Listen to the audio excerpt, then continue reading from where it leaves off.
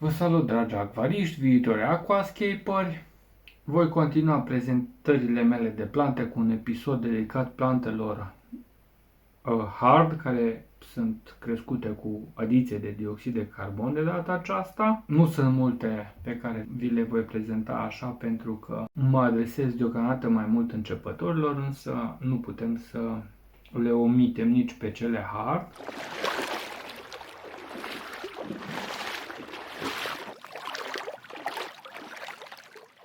Le veți găsi și în descriere cu linkurile de afiliat pe care deja vi le-am menționat. Dacă cumva vreți să luați de pe endler.ro plantele, le găsiți mai ușor. Să începem prezentările.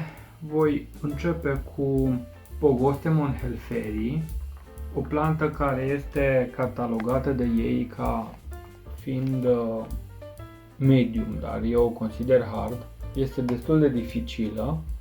O plantă de prim plan și plan secund, ar spune. Foarte interesantă, odată crescută sub apă, arată foarte diferit față de cum o vedeți aici in vitro. O să vă pun eventual niște poze cu ea, cu Pogostemon helferi, pentru că nu o am în acvariu, am renunțat la ea pentru că eu am apă destul de moale și ei îi place o apă ceva mai dură, nu m-am chinuit să o cresc. Există și varianta Pogostemon helferi red, care nu-i tocmai roșie, să zicem, are un vârf mai roz, dar nu-i foarte diferită de aceasta, e un verde mai închis, în orice caz nu este roșie. Bun, și aceeași plantă, varianta pot din acesta cu vată, da? Tot așa creșterea emersă. Îți primiți un pot foarte generos de la Tropica. Asta e un lucru bun pentru că pe aici puteți să faceți o grămadă de plante individuale. Era o vreme în care un singur Pogostemon helferi, deci un vârf din ăsta, da bine, cu rădăcină și adaptat la emers și cu multe plante, costa o grămadă de bani. Acum nu mai au aceeași valoare plantele ca pe vremuri, nu mai sunt așa rarități, se găsesc mai ușor, dar oricum o plantă destul de interesantă, prețabilă mai mult pentru acvariile olandeze și mai puțin pentru aquascaping. Tot pentru acvariile olandeze consider eu că se pretează și următoarea plantă, Prosepinaca palustris scuba, așa arată în creșterea ei emersă. O să vă arăt cel puțin poze cu ea și submersă, dacă nu vă arăt pe ea în sine. Este o plantă portocalie roșie. În funcție de condiții are fenestrații mai multe, în frunză fenestrații mai mari, în funcție de condițiile în acvariu. Frunza are dimensiuni de genul atâta, deci este foarte mare, diferă foarte mult față de cum arată aici în potul acesta in vitro. O plantă foarte frumoasă, vă recomand pentru un acvariu olandez, poate să fie un perfect punct focal sau nu neapărat punct focal, fiind și portocalie, dar o plantă care se potrivește la acvariile olandeze.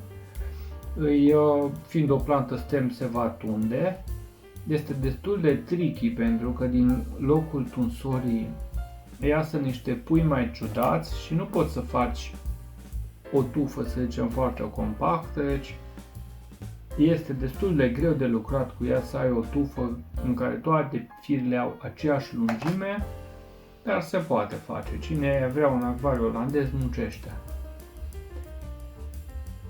O altă plantă de prim plan, Eriocaulon cinereum, niște arici.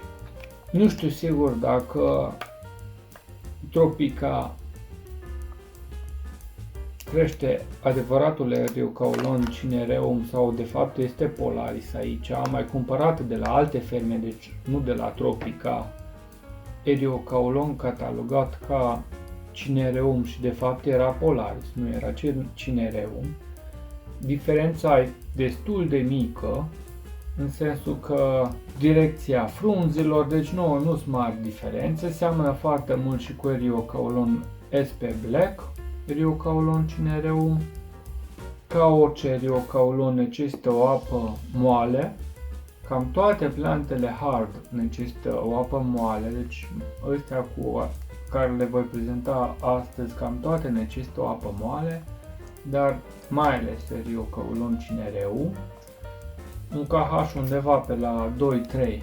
E impropriu să zic apă moale pentru că moale și tare se referă la GH. Când vorbim de KH, KH-ul măsoară aciditatea apei și se numește o apă acidă, așa ar fi termenul corect, dar lumea s-a obișnuit să spună apă moale și să se refere la KH. Următoarea plantă hard pe care o prezint astăzi este probabil cel mai popular gazon, din stilul Livagumi, dar nu numai, Hemianthus calicicoides cuba, HC cuba, descurtat, o plantă foarte faină, foarte populară. Vi-am arătat-o și în acvariu, nu diferă foarte mult față de aspectul aici in vitro. Poate fi crescută și la potul din acesta cu vată. Mie îmi plăceau poturile cu vată pentru că mi se prindea mai bine decât cea in vitro, dar recent am încercat și varianta in vitro și s-a prins chiar foarte bine.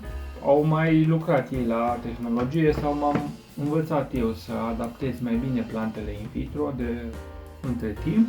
Următoarea plantă pe care vă prezint este tot o plantă de gazon. E vorba de Micranthemum Monte Carlo. Ei zic acum și Tweediei sau nu știu cum se pronunță. Micranthemum Tweediei Monte Carlo. Îi de ani bune acest branding, eu tot Monte Carlo îi spun, nu m-am obișnuit cu acest Tweediei.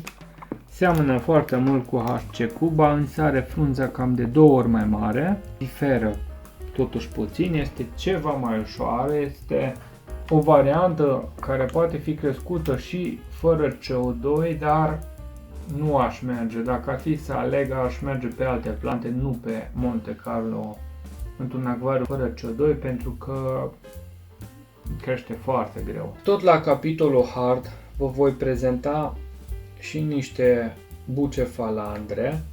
Bucefalandrele sunt plante easy, însă nu acest tip. Acest tip este Bucefalandra Brownie Ghost, planta care nu poate să fie crescută în gel. Nu s-a reușit clonarea ei în gel și creșterea ei in vitro. Ea este mereu mov, chiar și în condiții de iluminare mai slăbuță, ea este mov. Are o creștere extrem de lentă, deci dă o frunză la lună, să zicem. Deci șansele ca pe acea frunză să se pună alge și să trească să o tratezi cu clor sau cu apă oxigenată, să scap de alge și să distrugi și planta implicit, sunt foarte mari, așa că foarte puțini acvariști reușesc să o vândă, să o crească și ulterior să o vândă. Deci e greu să o procuri. Acum tot mai mulți au avut succes cu ea, dar erau foarte puțini cei care reușeau să o crească. În state se ajunsese undeva la $300 un fir, un rizom din acesta. Eu în Europa am dat-o cu 50 de euro bucata, dar undeva cu 2-3 ani. Și pot să spun că dacă aș fi avut 100 aș fi putut vinde, deci cererea era foarte mare la momentul respectiv. Nu știu acum cât mai este, am reușit câteva să-mi salvez din colecția mea. Ca orice altă bucefalandra, ca să o creștem, cel mai ușor este să o atașăm unei pietre. O atașăm la o piatră, o lipim de o piatră, o rocă de asta vulcanică și apoi ea va crește pe roca vulcanică și se va dezvolta. Mie îmi place să atașez rizomul, am văzut că unii atașează rădăcina. Mi se pare că rădăcina se poate rupe mai ușor și rizomul e mai rezistent. De obicei atașez rizomul. Nu trebuie să fie o rocă vulcanică mare. Plantele cu rizom nu este bine să le plantați în substrat. Nu înseamnă că nu pot fi crescute în substrat, dar doar 5-10% din acvariști reușesc să facă acest lucru și doar acei acvariști care sunt super experți. Deci nu încercați așa ceva acasă, nu încercați să creșteți bucefalandre în substrat. Eu nu spun că nu se poate, chiar eu am crescut bucefalandre în substrat, am crescut anubiaș în substrat, dar nu vă recomand să faceți treaba asta. E foarte riscant. Pentru că dacă nu aveți o circulație bună în substrat sau el nu este suficient de bine colonizat cu bacterii și ciclat, veți pierde planta. Se va topi acel rizom și va muri. Așa că cel mai bine este să faceți varianta aceasta, le puneți pe pietre și pietrele deasupra substratului. Dacă rădăcina intră în substrat, nu este o problemă, nu este așa de vulnerabilă ca și în situația în care o creșteți direct în substrat. Deci nu încercați să o puneți în substrat. Mai pun un strop de lipici aici, că nu îmi place cum stă. Și gata de preparare. Și vă voi arăta și niște bucefalandre obișnuite. Una gata atașată de o piatră. Nu știu ce variantă este asta, dar oricum o bucefalandră obișnuită, wavy green sau ce știu ce o fi. Spre deosebire de brownie ghost, crește mult mai repede. Demonstrativ o voi atașa și aceasta la o piatră, dar ea crește mult mai repede, dă frunze mult mai des, mult mai rezistentă la alge. Brownie ghost trebuie ținută în lumină mai multă, trebuie ținută cu fertilizare mai multă. La bucefalandrele acestea simple, obișnuite, e suficient să ai curent, o circulație bună în acvariu și potasiu. N-au nevoie de dioxid de carbon, n-au nevoie de nutrienți foarte mulți, puțin micro, puțin potasiu și ea se va dezvolta foarte bine. În schimb, brownie ghost are nevoie de toate și va crește, spre deosebire de celelalte bucefalandre obișnuite, va crește în lumină multă, deci undeva la peste 100 de pari. Bun, atașez și ultima bucată. De aici nu este mare filozofie. Aș putea să-i dau și un spray ca să se lipească mai repede. Dacă încă nu știți de existența giveaway-ului din luna aprilie, vă amintesc eu acum. Verificați detaliile în descriere și o să vă las și video cu regulamentul la final. Vă mulțumesc!